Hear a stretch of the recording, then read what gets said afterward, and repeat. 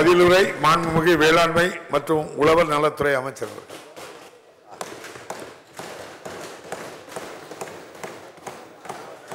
போதும். மாண்புமிகு பேரவைத் தலைவர் அவர்களே, மாண்புமிகு பேரவைத் தலைவர் அவர்களே,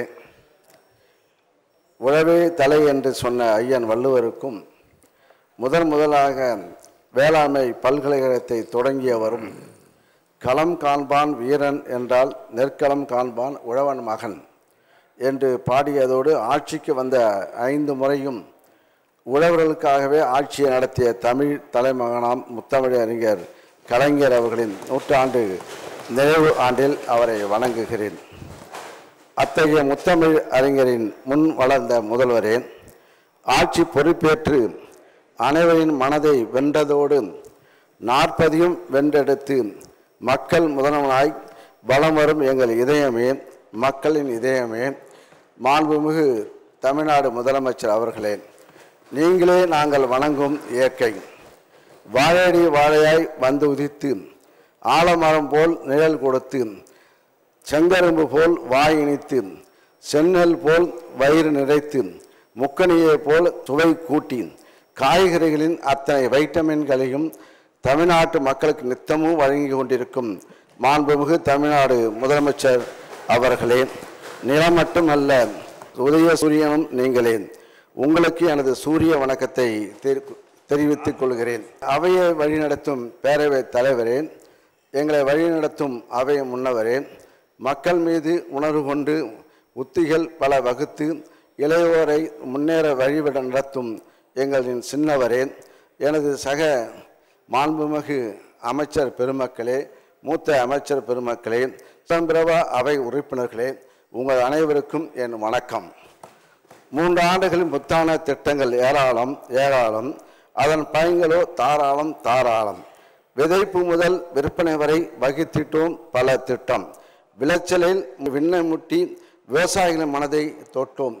எனக்கு மட்டும் 2 வாய்ப்பு தந்துள்ளார் தலைவர் அவர்கள்.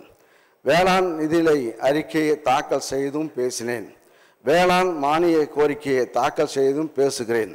இந்த ஒன்றே போதும் வேளாண்மை துறையும் உழவர்களையும் உயிராய் முதலமைச்சர் அவர்கள் எப்படி கண்போல் காத்து வருகிறார் என்பதை உணர்த்துவதற்கு. ஆக இந்த சட்டமன்ற கூட்டத்தொடரில் நம்முடைய சட்டமன்ற உறுப்பினர்கள் எல்லோரும் பாராட்டி தான் பேசிட்டு இருக்காங்க.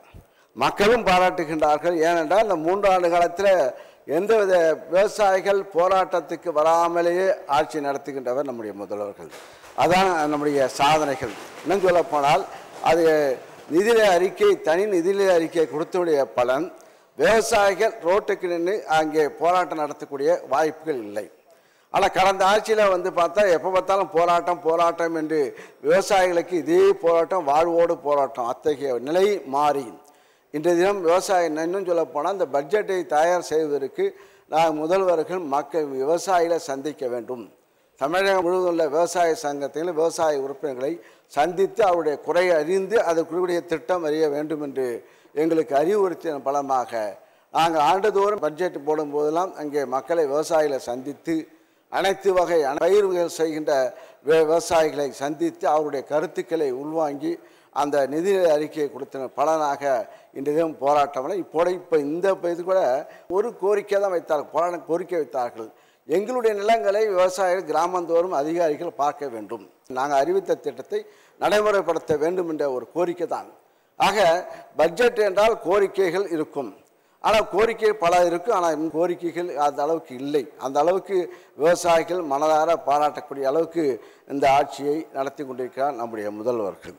ஆக இன்றைய தினம் இங்கே பேசிய சட்டமன்ற உறுப்பினர்கள் ஒய் பிரகாஷ் அவர்கள் ஓசூர், அவருடைய தொகுதியில் எங்களுடைய தோட்டக்கலைத்துறை அங்கே அதிகமாக பயன்பெறுகின்ற விவசாயிகள் அங்கே நிறைந்த பகுதி. அந்த இதிலும் கோரிக்கைகள் குறைவு. இருந்த கோரிக்கைகளும் நம்முடைய நண்பர் ஒய் பிரகாஷ் அவர்கள் கோரிய கோரிக்கைகள் நாங்கள் நிறைவேற்றுவதற்கு உறுதுணையாக இருப்போம். அதேபோல் தஞ்சை சட்டமன்ற உறுப்பினர் டிகேஜி நீலமேகம் நீலமேகம் நல்ல பட்ஜெட்டை கரைச்சி குடிச்சு நாங்கள் நடத்துகின்ற விவசாயிகள் கூட்டம் அங்கே தான் நடக்கும். தஞ்சையில் தான் ஆரம்பிப்போம்.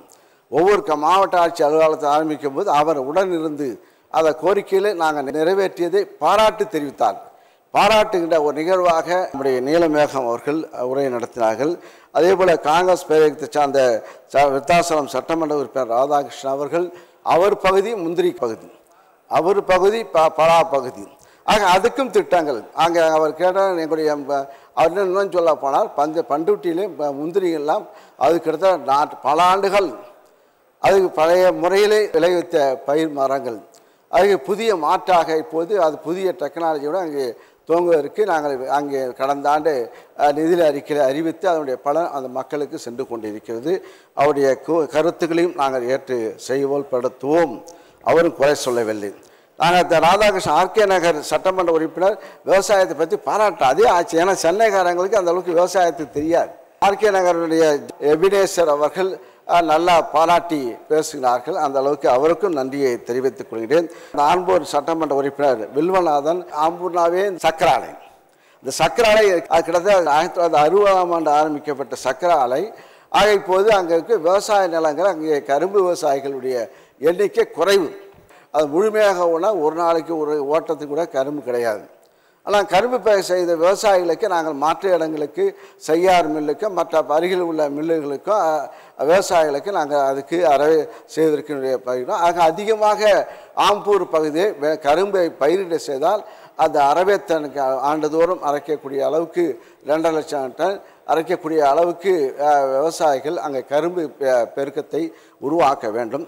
ஆக அந்த நிலையில் ஆம்பூர் சட்டமன்ற உறுப்பினருடைய கோரிக்கையும் நாங்கள் நிறைவேற்றுவோம் என்பதை இந்த நேரத்தில் தெரிவித்துக் கொண்டு, இதுபோல சாதனைகளை இந்த 3 ஆண்டு காலத்தில் சாதனை ஒரு சிலவற்றை நான் குறிப்பிட்டு விட்டு கிட்டத்தட்ட 20க்கு மேற்பட்ட அறிவிப்பு இருக்கிறது. கடந்த 3 ஆண்டுகளிலே விவசாயிகளுக்கு செய்த அறிவிப்புகளில் 27,000 கோடியில் 371 அறிவிப்புகள் விவசாயிகளுடைய பலன் 2,59,00,000 விவசாயிகள் பயனடைந்திருக்கிறார்கள். அந்த திட்டத்தில் 371 அறிவிப்பில் கிட்டத்தட்ட 2,59,00,000 விவசாயிகள் பயனடைந்திருக்கிறார்கள்.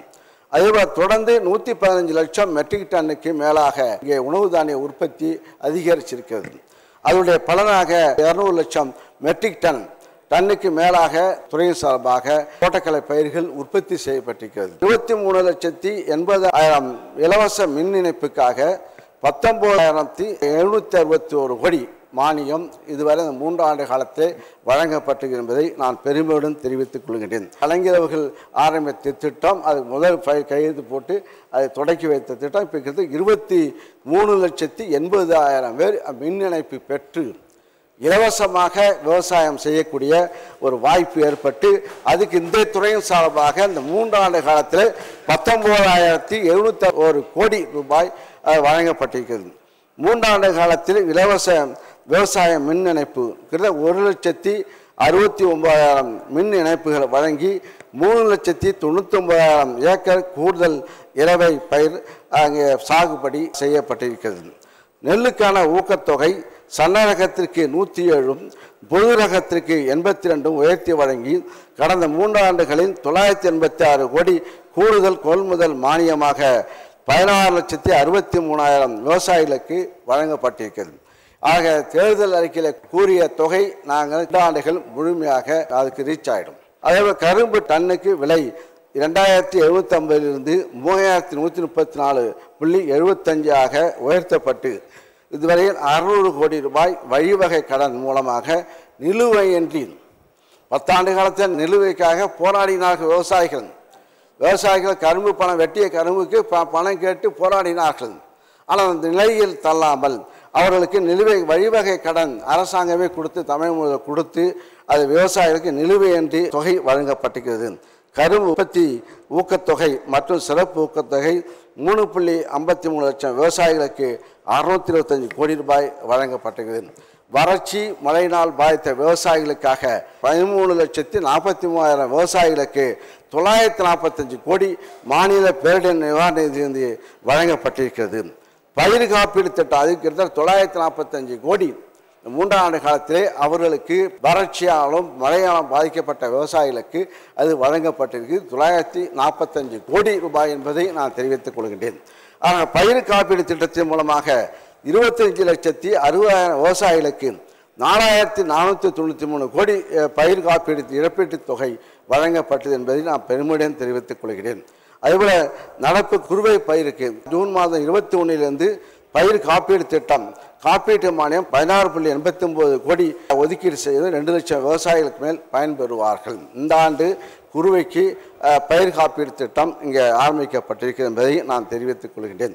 கடந்த ஆண்டுகளில் 9.5 லட்சம் டெல்டா விவசாயிகளுக்கு 198 கோடி குறுவை தொகுப்பு வழங்கப்பட்டது. 3 ஆண்டு காலத்தில் 9,50,000 டெல்டா விவசாயிகளுக்கு 198 கோடி குறுவை தொகுப்பு திட்டம் வழங்கப்பட்டது. நடப்பாண்டில் 79 கோடி குறுவை தொகுப்பு திட்டம் செயல்படுத்த இருக்கிறது என்பதை நான் பெருமையுடன் தெரிவித்துக் கொள்கின்றேன். 7,705 கிராம பஞ்சாயத்துகள் 610 கோடியில் கலைஞர் அனைத்து கிராம வேளாண் வளர்ச்சி திட்டம் கிட்டத்தட்ட 27,012 ஏக்கரில் புதிதாக நிரந்தர பயிர் சாகுபடி செய்யப்பட்டிருக்கிறது. அதே போல 404 கோடி அளவிற்கு நிதியில் டிராக்டர், பவர் டில்லர்கள், சிறிய வேளாண் இயந்திரங்கள் மற்றும் வேளாண் இயந்திர வாடகை மையம் 31,227 எண்கள் வழங்கப்பட்டிருக்கிறது. அதே போல காவேரி, வெண்ணாறு மற்றும் கல்லணை கால்வாய் பகுதியில் மொத்தம் உள்ள 10,434 கிலோமீட்டர் அளவுக்கு சிஎன்டி வாய்க்கால்கள் இந்த துறையின் மூலமாக தூர்வார்கிற சின்ன வாய்க்கால் சிஎன்டி வாய்க்கால்கள் தூர்வாருவதற்கு இதுவரை 17 கோடி ரூபாய் நிதியில் 4,719 கிலோமீட்டர் நீளம் தூர்வாரப்பட்டிருக்கிறது. மீதமுள்ள 5,715 கிலோமீட்டர் தூர்வார நடவடிக்கைகள் மேற்கொள்ளப்பட இருக்கிறது. அதேபோல் திருநெல்வேலி, தூத்துக்குடி, தென்காசி, தென் மாவட்டங்களில் 2,577 ஏக்கர் பரப்பில் 3.88 கோடி நிதியில் மழை வெள்ளத்தால் விவசாய நிலங்கள் படிந்த மணல் திட்டுகள் அகற்றப்பட்டிருக்கிறது. முன்னெல்லாம் கொடுப்பாங்க, இப்போ முழுமையாக 2,577 ஏக்கர் பரப்பில் நிலப்பரப்பில் அந்த கடந்த மழையில் திடீரென்று பெய்த மழையில் பெய்த காரணத்தால் அங்கே உடைப்புகள் ஏற்பட்டு விவசாய நிலங்கள் பாதிக்கப்பட்டது. அதுக்கு அரசாங்கமே தூர்வாரி அதுக்கு சமப்படுத்தி அதை சரி செய்து விவசாய நிலங்கள் மீண்டும் விவசாயம் செய்வதற்குரிய வாய்ப்பை உருவாக்கி கொடுத்திருக்கிறார்கள் முதல்வர்கள். அதேபோல் 44 கோடியில் 125 உழவர் சந்தைகளை புதுப்பிக்கவும் 15 புதிய உழவர் சந்தைகளை அமைக்கவும் நிதி ஒதுக்கீடு செய்யப்பட்டிருக்கிறது. அதேபோல் கரும்பு பரப்பு 95,000 ஹெக்டரிலிருந்து 1,37,000 ஹெக்டராக உயர்ந்து 160 லட்சம் மெட்ரிக் டன் கரும்பு அறவை செய்யப்பட்டிருக்கிறது. ஆக இது போன்ற பல சாதனைகளை இந்த 3 ஆண்டு காலத்திலே செய்திருக்கோம் என்பதை பெருமையுடன் தெரிவித்துக் கொண்டு, புதிய அறிவிப்புகள் தமிழ்நாட்டில் மக்காச்சோள சாகுபடியை ஊக்குவிப்பதற்காக சிறப்பு திட்டம் 18 மாவட்டங்களில் 30 கோடி ரூபாய் ஒதுக்கீட்டில் செயல்படுத்தப்படும் என்பதை நான் தெரிவித்துக் கொள்கின்றேன். இங்கே விட சட்டமன்ற உறுப்பினர்கள் மக்காச்சோளத்தை பற்றி பேசினார்கள். அந்த திட்டத்தை ஊக்குவிப்பதற்காக 18 மாவட்டங்களில் 30 கோடி ரூபாய் நிதி ஒதுக்கீட்டில் செயல்படுத்தப்படும். 2வது அறிவிப்பாக தொழில்நுட்ப சாகுபடியை வேளாண் பெருமக்களிடம் ஊக்குவித்து உற்பத்தியை பெருக்கிட 10 கோடியே 19 லட்சம் ரூபாய் மானியத்தில் பசுமை குடில், நிழல் வலை குடில்கள் அமைக்கப்படும். 3வது மழையிலிருந்து வேளாண் விளை பொருட்களை பாதுகாத்திட 5 ஒழுங்குமுறை விற்பனை கூடங்களில் 10 கோடி ரூபாய் செலவில் பாதுகாப்பு கூடங்கள் அமைக்கப்படும். நாமக்கல் மாவட்டம் விவசாயிகளின் நலனுக்காக மோகனூர் ஒழுங்குமுறை விற்பனை கூடம் ஏற்படுத்திடவும் கட்டிடம் கட்டவும் 10 கோடி ரூபாய் ஒதுக்கீடு செய்யப்படும். 4. தமிழ்நாட்டில் தோரை உள்ளிட்ட பிற பயிர் வகைகளின் பரப்பு விரிவாக்கத்திற்கும் அவைகளின் உற்பத்தி திறனை அதிகரிக்கும் பொருட்டு 10 கோடி ரூபாய் ஒதுக்கீடு செய்யப்படும். 5வது மிகச்சின்ன ரக நெற்பயிர் சாகுபடியை விவசாயிகளை ஊக்குவிக்கும் வகையில் 2000 மெட்ரிக் டன் மிக சின்ன வகை உயர் விளைச்சல் நெல் ரகங்களின் சான்று விதைகள் 50% மானியத்தில் விவசாயிகளுக்கு வழங்கிட 8 கோடியே 60 லட்சம் ரூபாய் ஒதுக்கீடு செய்யப்படும். கோடை காலத்தில் காய்கறிகள் விலையினை கட்டுக்குள் வைக்கும் விதமாக சென்னை மாநகருக்கு காய்கறி அளிக்கக்கூடிய மாவட்டங்களில் நிழல் வலை குடில் அமைத்து காய்கறிகள் சாகுபடியினை ஊக்குவித்து காய்கறிகளின் வரத்தினை அதிகரிக்கும் வகையில் 4 கோடி ரூபாய் ஒதுக்கீடு செய்யப்படும். தமிழ்நாட்டில் செயல்பட்டு வரும் 25 முன்னணி உழவர் உற்பத்தியாளர் நிறுவனங்களுக்கு தேசிய அளவில் சிறந்த மேலாண்மை நிறுவனங்களில் பயின்றவர்களை தலைமை செயல் அலுவலராக நியமித்து உழவர் உற்பத்தியாளர் நிறுவனங்களின் வேளாண் வணிக செயல்பாடை மேம்படுத்திட 3 கோடி ரூபாய் ஒதுக்கீடு செய்யப்படும்.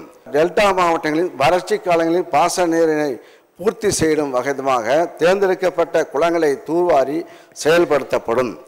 அதிக காய்கனி மருத்துவம் செயல்பட்டு வரும் 20 உழவர் சந்தைகளில் அவற்றின் செயல்பாடுகளை மேலும் அதிகரிக்கும் விதமாக அவற்றின் கட்டமைப்பு வசதிகள் 3 கோடி ரூபாய் செலவில் மேம்படுத்தப்படும். திருவண்ணாமலை மாவட்டத்தில் இயங்கி வரும் கலைஞர் நூற்றாண்டு பூங்கா, சென்னையில் உள்ள செம்மொழி பூங்கா, ராமநாதபுரம் மாவட்டத்தில் உள்ள பாலை மரபணு பூங்கா ஆகியவற்றின் அடிப்படை வசதிகள் 1,22,00,000 ரூபாய் செலவில் மேம்படுத்தப்படும் என்பதை தெரிவித்துக் கொண்டு மீதமுள்ள அறிவிப்புகளை நான் படித்ததாக கருதி பதிவு செய்து கொண்டு, மாண்புமிகு பேரவைத் தலைவர்களே, இங்கே 50 சட்டமன்ற உறுப்பினர்கள் 121 வெட்டு தீர்மானங்கள் அளித்துள்ளனர். உறுப்பினர்கள் குறிப்பிட்டுள்ள கோரிக்கைகளுக்கான பதில் உரை, நிதி அறிக்கை மற்றும் மானிய கோரிக்கைகள் இடம்பெற்றுள்ளன. விடுபட்ட கோரிக்கையில் மாண்பு முதலமைச்சர் அவர்களின் ஆலோசனை பெற்று வருங்காலங்களில் நிறைவேற்றப்படும். மேலும் நான் கொடுத்துள்ள பதில் உரையில் போதுமான விளக்கங்களை ஏற்று மாண்பு உறுப்பினர்கள் அளித்துள்ள வெட்டு தீர்மானங்களை திரும்ப பெற்றுக்கொண்டு மானிய கோரிக்கை நிறைவேற்றி தருமாறு கேட்டுக்கொள்கிறேன். ஏனென்றால் கடந்த மாதம் நிதி அறிக்கையிலே பல பதில்கள் எல்லாம் கொடுத்திருக்கின்றோம்.